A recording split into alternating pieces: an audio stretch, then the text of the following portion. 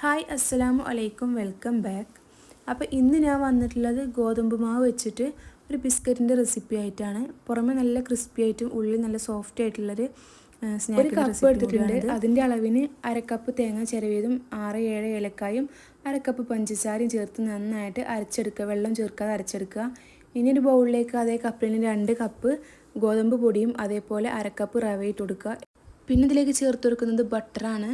ബട്ടറിന് പകരം നെയ്യ് ഉണ്ടെങ്കിൽ എന്തായാലും നെയ്യ് തന്നെ ചേർത്ത് കൊടുക്കുക. ഒന്നൊരു ടേസ്റ്റിയാകുക നെയ്യ് ചേർക്കുമ്പോഴാണ്. അപ്പോൾ ആ ബട്ടർ ചേർത്ത് നന്നായിട്ട് മിക്സ് ആക്കി കൊടുക്കുക. ബട്ടർ ഞാൻ 2 ക്യൂബോളം എടുത്തിട്ടുണ്ട്. അപ്പോൾ സാൾട്ടഡ് ബട്ടറാണ് ചേർത്ത് കൊടുക്കുന്നത്. അപ്പോൾ ഉപ്പ് വേറെ ചേർത്ത് കൊടുക്കുന്നില്ല. പിന്നെ ഇതിലേക്ക് ചേർത്ത് കൊടുക്കുന്നത് തേങ്ങേൻ്റെ മിക്സില്ലേ, തേങ്ങയും പഞ്ചസാരയും മിക്സ് ആക്കി വെച്ചില്ലേ, അത് ഇട്ട് കൊടുക്കുക. മുഴുവനായിട്ട് തന്നെ ചേർത്ത് കൊടുക്കുക. പിന്നെ ഇതിലേക്ക് ചേർത്ത് കൊടുക്കുന്നത് 2 ടീസ്പൂൺ വെളുത്ത എള്ളും കൂടി ചേർത്ത് കൊടുക്കുന്നുണ്ട്. പിന്നെ ഇതിലേക്ക് ചേർത്ത് കൊടുക്കുന്നത് അയമോദകല്ലേ, അത് 1 ടേബിൾ സ്പൂൺ ചേർത്ത് കൊടുക്കുന്നുണ്ട്. അതിന് പകരമായിട്ട് ചെറിയ ജീരകം ചേർത്ത് കൊടുത്താലും മതി. നന്നായിട്ട് തന്നെ മിക്സ് ചെയ്ത് കൊടുക്കുക. ഇനി ഇതിലേക്ക് എടുത്തിരിക്കുന്നത് ചെറിയ ചൂടുള്ള വെള്ളമാണ്. തിളപ്പിച്ച് വെച്ചിട്ട് ചെറുതായിട്ട് ചൂടാറിയ വെള്ളമാണ് ചേർത്ത് കൊടുക്കുന്നത്. അത് 1 കപ്പ് എടുത്തിട്ടുണ്ട്. അത് കുറച്ചായിട്ട് ചേർത്ത് കൊടുത്തിട്ട് കുഴച്ചെടുക്കുക. റവ ചേർത്തത് കൊണ്ട് മാവ് ഒന്ന് ടൈറ്റിലായിരിക്കും ഉണ്ടായിരിക്കുക. അപ്പോൾ കുറച്ചായിട്ട് വെള്ളം ചേർത്ത് കൊടുത്തിട്ട് കുഴച്ചിട്ട് സോഫ്റ്റ് ആക്കി എടുത്താൽ മതി. നന്നായിട്ട് തന്നെ കുഴച്ചെടുത്തിട്ടുണ്ട്. ഇങ്ങനെ ഇത്രയും ടൈറ്റിലാക്കിയിട്ട് കുഴച്ചെടുക്കുക. എന്നിട്ട് ഞാൻ ബോളിൽ നിന്ന് മാറ്റിയിട്ട് കൗണ്ടർ ടോപ്പിലേക്ക് ഇട്ടിട്ട് നന്നായിട്ട് കുഴച്ചെടുത്തിട്ടുണ്ട്. ഇതിലേക്ക് ഇത്രയും വെള്ളമാണ് എനിക്ക് ആവശ്യമായിട്ട് വന്നിട്ടുള്ളത്. 1 കപ്പ് വെള്ളത്തിൽ നിന്ന് അര കപ്പ് മാത്രമാണ് ഞാൻ വെള്ളം ഇത് കുഴച്ചെടുക്കാൻ വേണ്ടിയിട്ട് എടുത്തിട്ടുള്ളത്. ഇനി മാവ് ഒരു 10 മിനിറ്റ് റെസ്റ്റ് ചെയ്യാൻ വെക്കുക. റെസ്റ്റ് ചെയ്യാൻ വെക്കേണ്ട ആവശ്യമൊന്നുമില്ല, പെട്ടെന്ന് തന്നെ ഇത് ഫ്രൈ ആക്കി എടുക്കാനൊക്കെ പറ്റും. അപ്പോൾ ഒന്നുകൂടി സോഫ്റ്റായി കിട്ടാൻ വേണ്ടിയിട്ടാണ് 10 മിനിറ്റ് റെസ്റ്റ് ചെയ്യാൻ വെക്കുന്നത് കേട്ടോ. ചുരുങ്ങിയത് 10 മിനിറ്റ് വെക്കുക.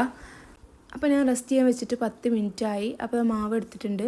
എന്നിട്ട് ഇതേപോലെ ആക്കിയിട്ട് ഓരോ മാവ് എടുത്തിട്ട് ഇത്രയും കനത്തിലാക്കിയിട്ട് ജസ്റ്റ് ഒന്ന് റോൾ ചെയ്തെടുക്കുന്നുണ്ട്.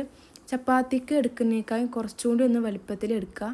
അപ്പോൾ നിങ്ങൾക്ക് ഇഷ്ടമുള്ള ഷേപ്പിലാക്കി എടുക്കുക. ഞാനിവിടെ എനിക്ക് ഏറ്റവും ഈസി ആയിട്ട് തോന്നുന്ന ഷേപ്പിലാണ് ഇത് റെഡിയാക്കി എടുക്കുന്നത്. അപ്പോൾ ഇതേപോലെ ക്രോസിന് വെച്ച് കൊടുക്കുക മാവ്. എന്നിട്ട് കത്തി ഉപയോഗിച്ചിട്ട് ക്രോസിന് തന്നെ കട്ട് ചെയ്തെടുക്കുക. അപ്പോൾ പെട്ടെന്ന് റെഡിയാക്കാനും പറ്റും. അതേപോലെ കൂടുതൽ ടൈം ഈ ഷേപ്പിനാക്കിയിട്ട് കയ്യിലേക്ക് വെച്ചിട്ട് കുറേ നേരം റോൾ ചെയ്തെടുക്കുമ്പോൾ ഒന്നുകൂടി ടൈം പോകുമല്ലോ. അപ്പോൾ ഇങ്ങനെ നമുക്ക് സിമ്പിളായിട്ട് റെഡിയാക്കി എടുക്കാൻ പറ്റും. അപ്പോൾ ഓരോ മാവും കട്ട് ചെയ്തെടുക്കുന്നുണ്ട്.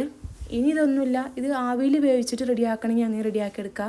എന്നിട്ട് ജസ്റ്റ് ഒന്ന് തുള്ളി ഓയിൽ ഒഴിച്ചിട്ടൊന്ന് ഷാലോ ഫ്രൈ ചെയ്തെടുത്താൽ മതി. അപ്പോൾ ഞാനിവിടെ ഓയിൽ ഒഴിച്ചിട്ട് ഫ്രൈ ആക്കി എടുക്കുകയാണ് ചെയ്യുന്നത്. അതേപോലെ വീഡിയോ എല്ലാവരും മുഴുവനായിട്ട് തന്നെ കണ്ടു നോക്കണം. വീഡിയോ കണ്ട് ഇഷ്ടമായാൽ മറക്കാതെ ലൈക്ക് ചെയ്യുകയും ചെയ്യുക. അപ്പോൾ അത് ഓയിൽ നന്നായിട്ട് ചൂടാക്കി എടുത്തിട്ടുണ്ട്. എന്നിട്ട് തീ നന്നായിട്ട് കുറച്ച് വെക്കുക.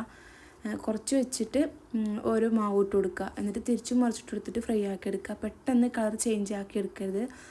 പുറം ഭാഗം നല്ല ക്രിസ്പി ആയിട്ടും ഉൾഭാഗം നല്ല സോഫ്റ്റ് ആയിട്ടും ആക്കി എടുക്കണം എന്നുണ്ടെങ്കിൽ തീ നന്നായിട്ട് കുറച്ച് വെച്ച് കുറച്ചധികം ടൈം എടുത്തിട്ട് ഇത് കുക്കാക്കി എടുക്കുക.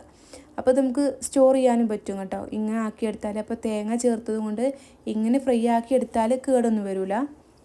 അപ്പോൾ സ്നാക്ക് റെഡി ആയിട്ടുണ്ട്. നിങ്ങൾക്ക് എൻ്റെ വീഡിയോ ഇഷ്ടപ്പെട്ടാൽ അത് മറ്റുള്ളവരിലേക്ക് കൂടി എത്തണമെന്ന് ആഗ്രഹിക്കുന്നവരുണ്ടെങ്കിൽ ഒന്ന് ഷെയർ ചെയ്ത് കൊടുക്കുക. നിങ്ങളുടെ അഭിപ്രായങ്ങൾ എന്തായാലും കമൻറ്റായിട്ട് അറിയിക്കുക. അപ്പോൾ വീഡിയോ എല്ലാവർക്കും ഇഷ്ടമായെന്ന് വിചാരിക്കുന്നു. ഇനി അടുത്തൊരു വീഡിയോ ആയിട്ട് കാണുന്നവരെ ഇൻഷാ അല്ലാഹ് അസ്സലാമു അലൈക്കും.